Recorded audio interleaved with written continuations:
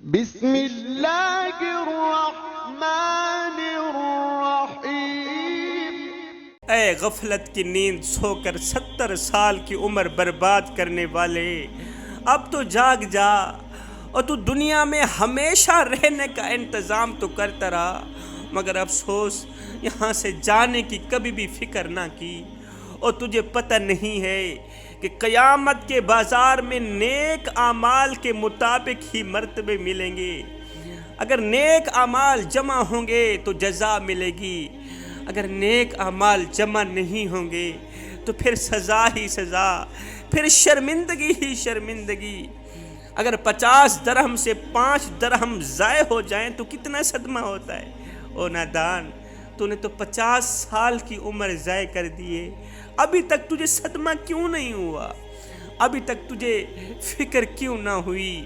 چلو جو ہو گیا سو ہو گیا، اب باقی رہنے والی سانسوں میں کچھ کر لے۔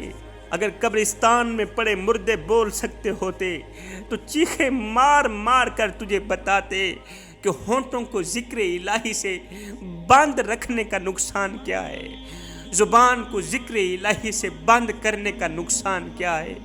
حکیم لقمان نے کہا تھا کہ گناہوں کی زندگی سے تو مر جانا ہی بہتر ہے، گناہوں کی زندگی سے تو مر جانا ہی بہتر ہے، کیونکہ مرنا کوئی جرم تو نہیں، مرنا جرم نہیں ہے، گناہ کرنا جرم ہے۔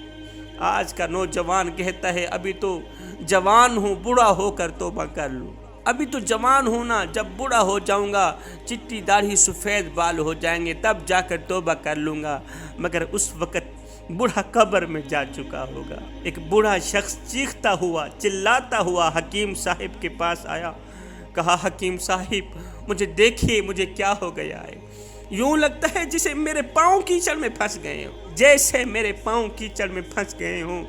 حکیم صاحب نے کہا بابا جی اب دنیا سے ہاتھ اٹھا لے، کیونکہ اس کیچڑ سے تو اب تو قیامت کو ہی نکلے گا۔ آج اپنی آنکھوں سے آنسو بہا لے اور زبان سے پکی توبہ کر لے، اس لیے کہ وہ وقت آنے والا ہے، آنے والا ہے وہ وقت کہ نہ منہ میں زبان رہے گی نہ بدن میں جان رہے گی۔ ایک شخص فوت ہوا نا تو اس کے کسی عزیز نے رو رو کر اپنا گریبان پھاڑ ڈالا۔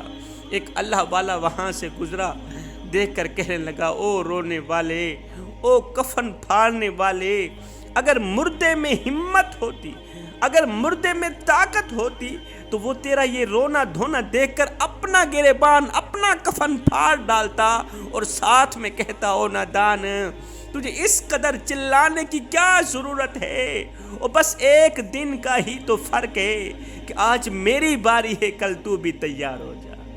ایک مزدور باپ قبرستان میں کسی کی قبر کھود رہا تھا، ساتھ میں اس کی ایک چھوٹی سی بچی تھی جو اپنے باپ کی آنکھوں سے مٹی صاف کر رہی تھی، مٹی صاف کر رہی تھی۔ یہ دیکھ کر باپ اپنی بیٹی کو پیار کرتے ہوئے رو پڑا، تڑپ کر کہنے لگا بیٹی تیرے باپ کے اوپر ایک ایسا وقت بھی آنے والا ہے، تیرے باپ کے اوپر ایک ایسا وقت بھی آنے والا ہے کہ اس کی آنکھوں میں اس طرح مٹی بھر دی جائے گی، اس طرح مٹی بھر دی جائے گی جو کبھی بھی صاف نہیں ہوگی۔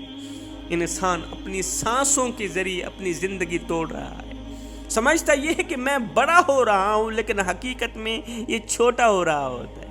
ہماری سانسیں ہماری زندگی کو مختصر کر رہی، کاٹ رہی ہیں۔ آپ کبھی اشارے پہ رکے ہوں گے، آپ نے دیکھا ہوگا کہ گنتی الٹی چل رہی ہوتی، گنتی الٹی چل رہی ہوتی ہے۔ اور نادانو جہاں گنتی الٹی چل رہی ہو وہاں بہت جلد کام زیرو پہ آ جاتا ہے۔ جوانو اللہ کی طرف آ جاؤ، اللہ کی طرف آ جاؤ اس سے پہلے کہ اللہ تمہیں اپنی طرف بلا لے۔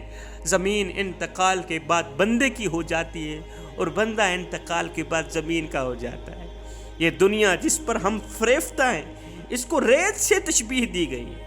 جس کو پیاسا شخص دور سے پانی سمجھ رہا ہوتا ہے، پیاسا شخص دور سے پانی سمجھ رہا ہوتا ہے، اس کی طلب میں دوڑتا ہے، بھاگتا چلا جا رہا ہوتا ہے، اور جب اس کے پاس پہنچتا ہے تو وہ ریت کی سوا کچھ نہیں پاتا، وہ ریت کی سوا کچھ نہیں پاتا، یہاں تک کہ وہ پیاسا ہی مر جاتا ہے۔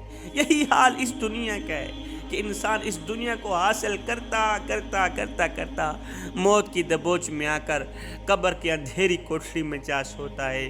مالک ہمیں جلد توبہ کرنے کی توفیق عطا فرما۔